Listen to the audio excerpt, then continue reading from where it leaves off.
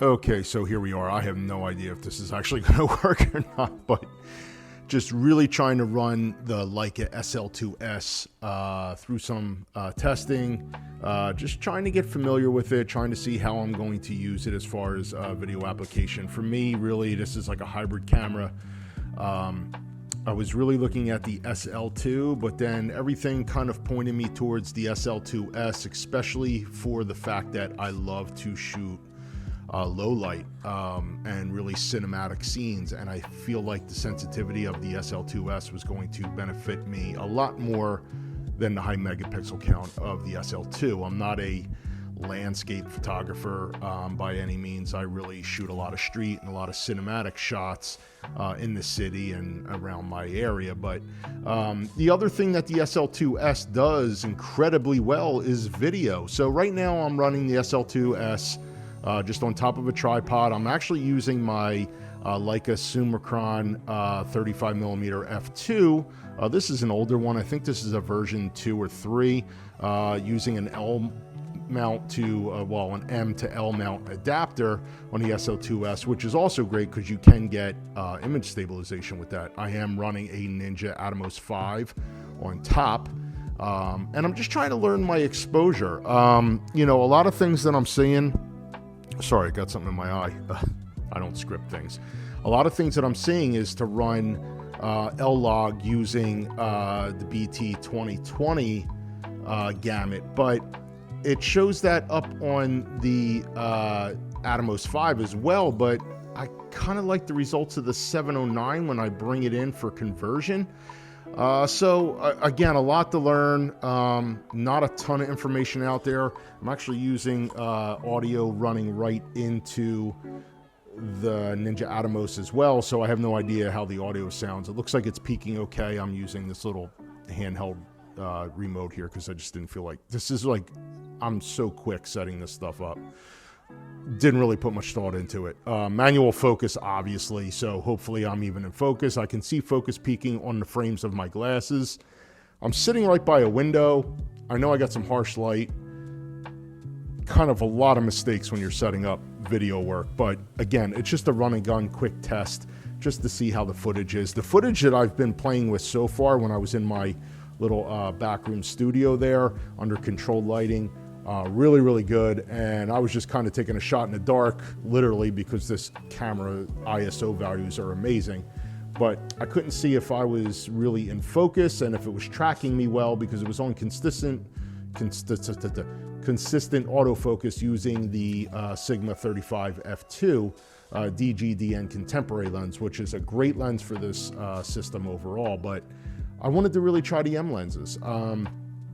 Again, I don't even know if I'm going to do anything with this video. If it comes out well and the footage is usable, I may post it up on social media just to kind of help others. Now, right now I am running 4K. It should be Cinema 4K, but I don't know how that translates as far as on the Ninja Atomos. I'm kind of looking up because I'm checking everything else. Cinema 4K, 24 frames a second. I am using the Cin mode on the SL2s, and that's another amazing thing. I mean, I'm looking at cameras like some of the Sony cameras, that a lot of people use for hybrid cameras, such as the A7C Mark II that I just picked up, or even the A7 IV, and they don't offer a Cin mode.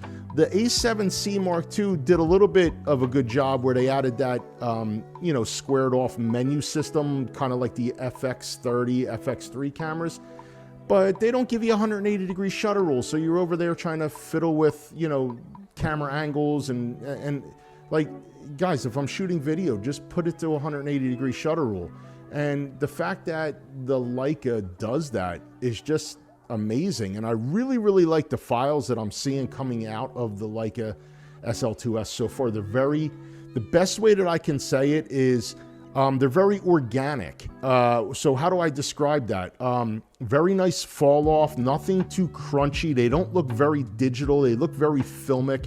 And I know that's kind of cliche and that's like the thing to say, but like most things when it comes to Leica and you're trying to explain to people why you would spend the extra money for a camera like this, or why you choose to shoot Leica above everything else, or what it means to shoot a Leica system.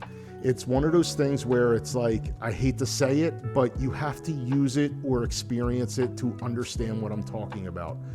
And if you've never held a Leica camera compared to any other camera out there, the build quality isn't even in the same ballpark when it comes to camera quality, build, just the functionality of it, the simplicity of it, the overall layout of it. Everything is just cohesive in nature. They are beautiful. They are a work of art to hold and to look at, and to use them just brings out a whole nother of creativity for yourself and for your work. So I would definitely urge you to at least experience it once.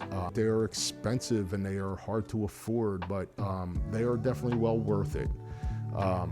So this is my experience so far with the SL2s. I've only had it for a day and a half. I've done some test footage. I've done some photos with it. Even on the photos, the ISO is incredible.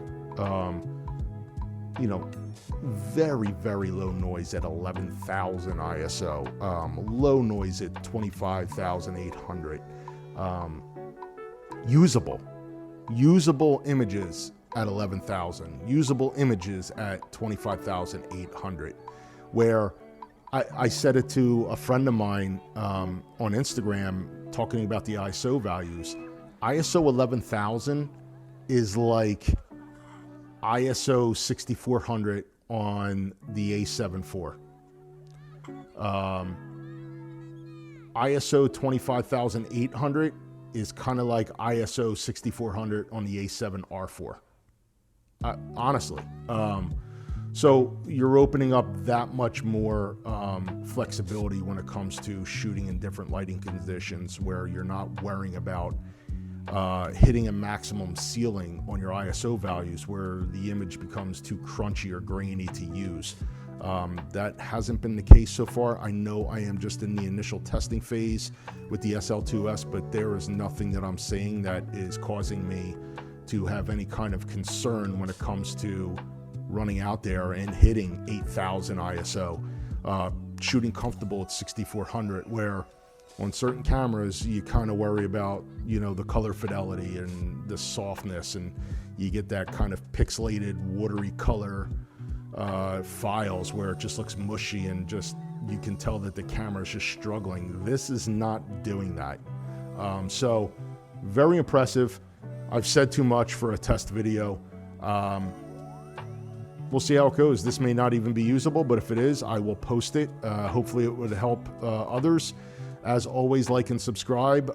Look forward to more content coming out of my social media platforms using the SL2s, and definitely some more user experiences. And as always, if you have any questions, please reach out. I will see you on the next one. See ya.